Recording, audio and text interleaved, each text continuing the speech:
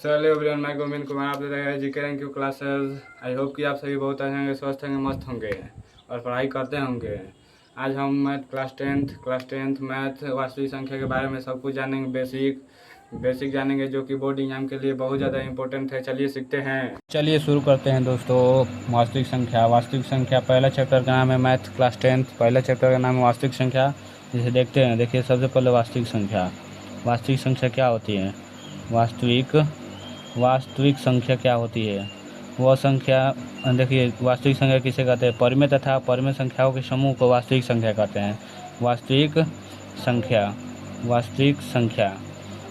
संख्या में परिमेय तथा अपरिमेय संख्याएं दोनों सम्मिलित होती है। ठीक है दोस्तों, परिमेय तथा अपरिमेय संख्याएं दोनों संख्या क्या होती है, सम्मिलित होती है, यानी कि परिमेय संख्या।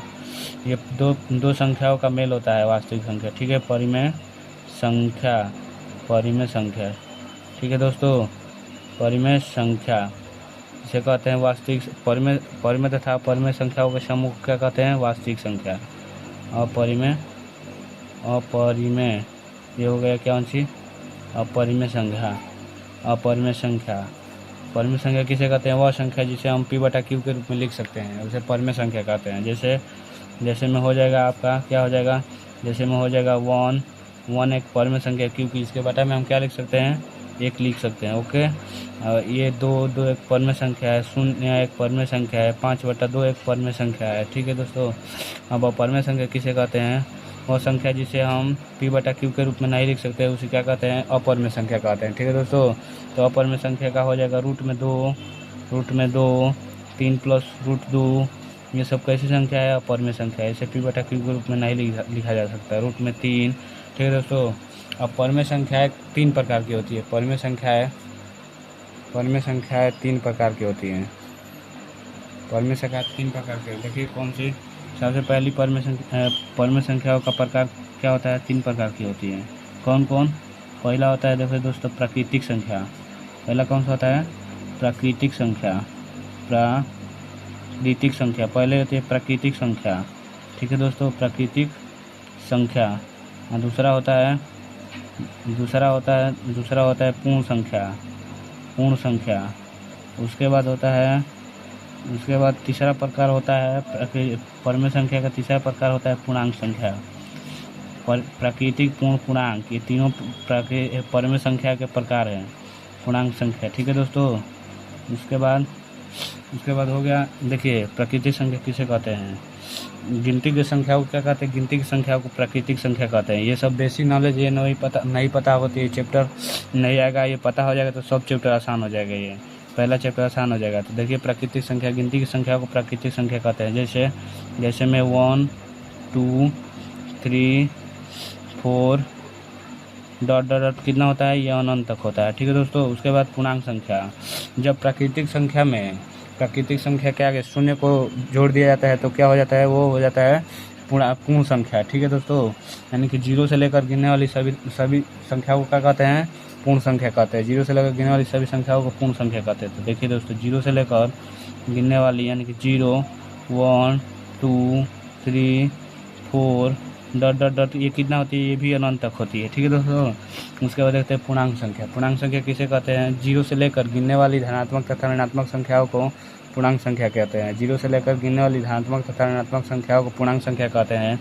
तो देखिए दोस्तों, 0 से लेकर गिनने वाली इधर की तरफ से क्या होती है, इधर की तरफ सब धनात्मक होती है, धनात्मक संख्या होती है। ठीक, 3 4 जैसे 5 ... कितना होगा, अनंत तक ये भी होंगी। ठीक है, धनात्मक पूर्णांक है। इधर वाले को धनात्मक पूर्णांक तथा माइनस वालों को ऋणात्मक पूर्णांक कहते हैं। देखिए, ये माइनस में होती है। ठीक है दोस्तों, -2 -3। ठीक है, उसके बाद देखिए दोस्तों, उसके बाद आता है पूर्णांक संख्या के 3 भाग होता है। पूर्णांक संख्या का 3 भाग होता है। देखिए कैसे, पूर्णांक संख्या का 3 भाग होता है। देखिए कैसे, सम संख्या,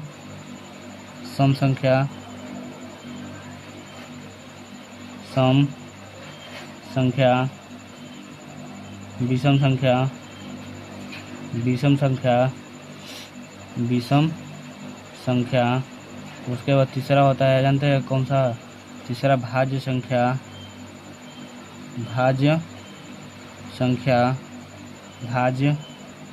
संख्या एक और भी होता है, एक और भी जिसे कहते हैं अभाज्य संख्या, सम विषम भाज्य अभाज्य संख्या, अभाज्य संख्या। ठीक है दोस्तों, अभाज्य संख्या। ठीक है बच्चों, उसके बाद देखो सम संख्या किसे कहते हैं?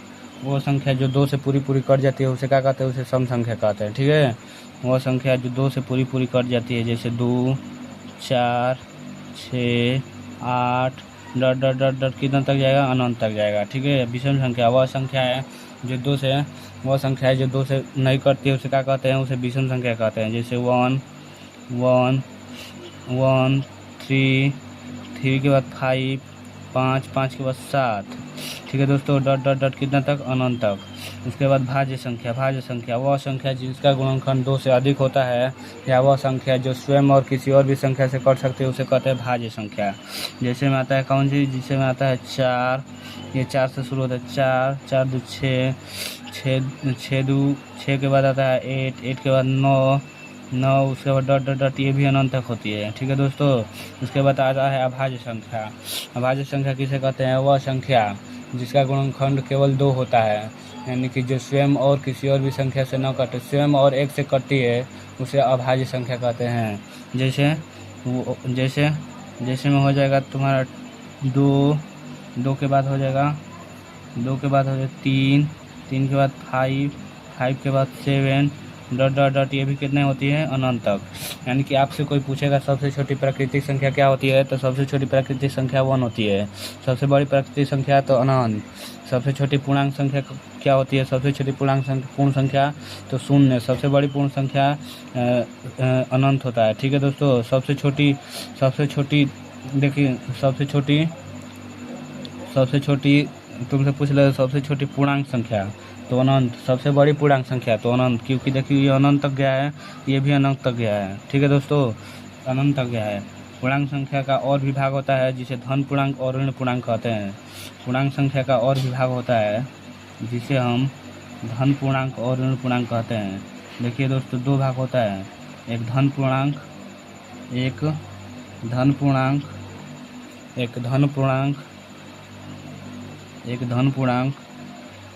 पूर्णांक तथा दूसरा ऋण पूर्णांक, तथा दूसरा क्या होता है? ऋण पूर्णांक।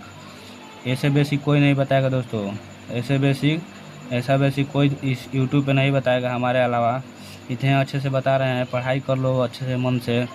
देखिए दोस्तों, धन पूर्णांक और ऋण पूर्णांक,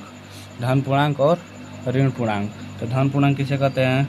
0 से लेकर गिनने वाली सभी धनात्मक संख्याओं को धन पूर्णांक कहते हैं, यानी कि पूर्ण संख्या। देखिए यहाँ से गिनने वाली, देखो यहाँ पे भी है, 0 से लेकर गिनने वाली सभी धनात्मक संख्याओं को पूर्ण संख्या या धन पूर्णांक कहते हैं, यानी कि 0 से लेकर गिनने वाली सभी धनात्मक संख्याओं को पूर्ण संख्या या धन पूर्णांक कहते हैं। ठीक है दोस्तों, उसके बाद देखो ये भी अनंत तक होती है। उसके बाद ऋण पूर्णांक, यानी कि 0 से लेकर गिनने वाली सभी ऋणात्मक संख्याओं को ऋण पूर्णांक कहते हैं, यानी कि 0 से लेकर गिनने वाली सभी ऋणात्मक संख्याओं को ऋण पूर्णांक कहते हैं। ठीक है दोस्तों, ऋण पूर्णांक कहते हैं। उसके बाद देखिए दोस्तों, अलग से भी 2 संख्याएं होती है। एक होती है सहअभाज्य संख्या, ये बहुत ही ज़्यादा इम्पोर्टेंट है आपके लिए, बहुत ही ज़्यादा इम्पोर्टेंट है, इसमें स्टार बनाकर लिख लीजिएगा। सहअभाज्य संख्या किसे कहते हैं? सहअभाज्य संख्या किसे कहते हैं? सहअभाज्य संख्या किसे कहते हैं? सहअभाज्य संख्या किसे कहते हैं? सहअभाज्य संख्या। तो देखिए दोस्तों, सहअभाज्य संख्या उसे कहते हैं वह संख्या, इसे याद करना बहुत ही ज़रूरी है, बहुत ज़्यादा ज़रूरी है, बहुत ही इसका आगे काम है, बहुत ज़्यादा इम्पोर्टेंट है। वह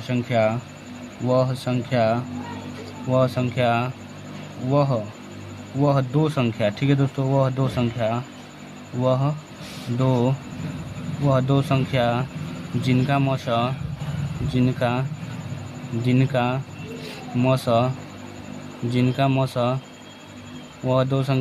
मौसा एक हो तो उसे सहअभाज्य संख्या कहते हैं। एक हो तो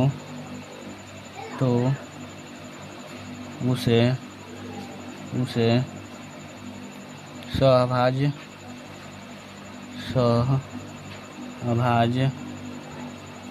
अभाज्य सअभाज्य संख्या, तो उसे सअभाज्य संख्या कहते हैं।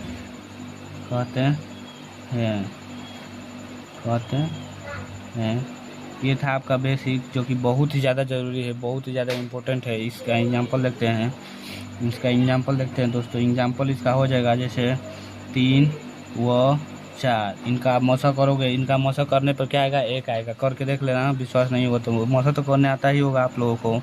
2 और 5 और हो जाएगा 3 और 8। ठीक है दोस्तों, ये सब अभाज्य संख्याएं हैं, जो कि ये बहुत अच्छा बेसिक था। अगर आप ये याद कर लिए तो पहला चैप्टर आपका तैयार हो जाएगा। थैंक यू दोस्तों, अगर समझ में आ गया तो धन्यवाद।